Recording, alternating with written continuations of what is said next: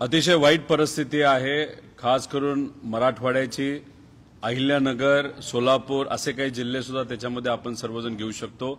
मे महिन्यामध्ये अतिवृष्टी झाली, त्याच्यामध्ये शेतकऱ्याचं मोठं नुकसान झालं।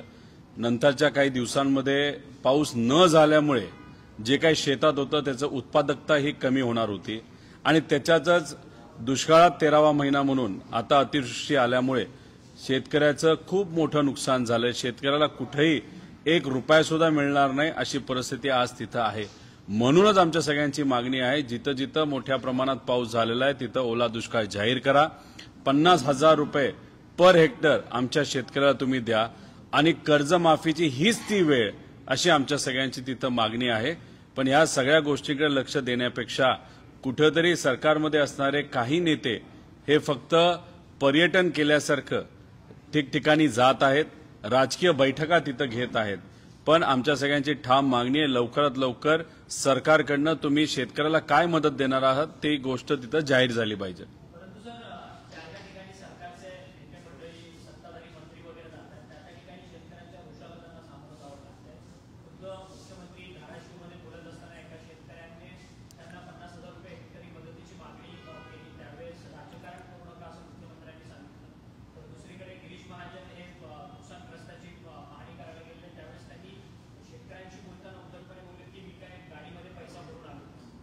ज्या गावामध्ये महाजन साहेब गेले होते, नाहीतर जाणार होते, पण रस्ता खराब आहे म्हणून ते गेले नाहीत, तिथून त्यांनी यू टर्न घेतला आणि तालुक्याच्या ठिकाणी जाऊन त्यांच्या पक्षाची बैठक त्यांनी घेतली।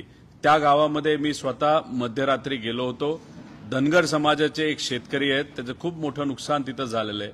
40 गाया त्याच्यात दगावल्या आहेत, पण अजूनपर्यंत सरकारकडनं त्याला काय मदत दिली जाणार आहे याच्याबद्दल कुणीही भाष्य करत नाही। त्याच्याचबरोबर लोकांना अडचणीच इतक्या आहेत आणि सरकारकडनं कुठेही काही घोषणा तिथं होत नाही।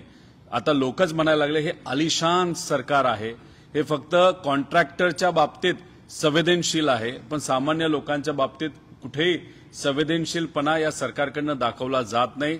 नेत्याच्या घरामध्ये 20-20, 40-40 लाख रुपयाचे मॅट्रेसेस घेण्यासाठी यांच्याकडे पैसा आहे, पण आमच्या शेतकऱ्याला देण्यासाठी यांच्याकडे पैसा नाही। म्हणून कुठेतरी रोष हा शेतकऱ्यांमध्ये आहे आणि हे नेते जेव्हा तिथं जातात तेव्हा त्यांना त्या रोषाला सामोरं जावं लागतंय। त्याच्याचबरोबर काही पक्षातल्या नेत्यांकडनं तिथं असणाऱ्या लोकांना मदत दिली जाते। मदत तुम्ही देत आहात, व्यक्तिगत अन्नधान्य देतात, आम्ही स्वागत करतो, पण त्याच्यावर सुद्धा जाहिरातबाजी या सर्व नेत्यांकडनं केली जाते, हे लोकांना पटत नाही। कारण का आज गरीब अडचणीत आहेत आणि त्याच्यावर तुम्ही सगळीकडे तुमचे फक्त फोटो लावताय आणि त्याचंही राजकारण तुम्ही करत आहात, हे चुकीचं आहे। देवेंद्र फडणवीस साहेब तिथं बोलत असताना शेतकरी स्वतःची म्हणजे शेतकऱ्याची भावना तिथं व्यक्त करत होते आणि 50,000 हेक्टरी तुम्ही द्या अशी मागणी केल्यानंतर दुर्दैव असं देवेंद्र फडणवीस साहेब हे मोठे नेते आहेत तरी सुद्धा ते तिथं म्हणत आहेत की अरे राजकारण तुम्ही करू नका। म्हणजे कुणीच त्यांची भूमिका मांडायची नाही का? आणि जर गरिबाची भूमिका गरीब लोक तिथं मांडत असतील त्यात तुम्हाला राजकारण दिसत असेल, हे कितपत योग्य आहे? म्हणजे तुम्ही सगळ्याच गोष्टीत राजकारण करत आहात, म्हणजे जातीवाद करत आहात, धर्मवाद करत आहात, त्यात राजकीय पोळी भाजत आहात, पण स्वतःची भूमिका शेतकरी जर मांडत असेल त्यात तुम्हाला राजकारण दिसत असेल तर याला आलिशान सरकार असं आपल्याला म्हणावं लागेल। त्यांना फक्त मोठ्या लोकांचंच पडलंय, गरिबाचं अजिबात काही पडलेलं नाही।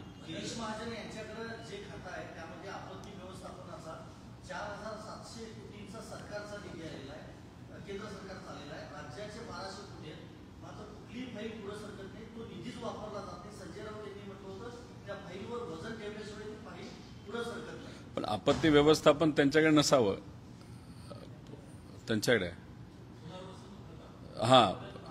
आता कसं आहे की 4700 कोटी टोटल निधी राज्य सरकार आणि केंद्र सरकार असा निधी काहीतरी आहे की जो आपत्ती व्यवस्थापनकडे आता फक्त फाईलवर सही करण्यासाठी प्रलंबित आहे। आता आपत्ती व्यवस्थापन हे सामान्य लोक जेव्हा अडचणीत येतात त्या लोकांना मदत करण्यासाठी आणि ती मदत लवकर देणं अतिशय महत्वाचं आहे। आणि केंद्र सरकार सुद्धा एनडीआरएफच्या अंतर्गत आपल्याला मदत देत असतं आणि ते काही ह्या सरकारचं म्हणजे ह्या पक्षाचं सरकार आहे ते मदत देते असं नाही, पण कुठलीही सरकार आली तरी एनडीआरएफच्या अंतर्गत मदत त्या राज्याला दिलीच गेली पाहिजे असं एक धोरण आहे।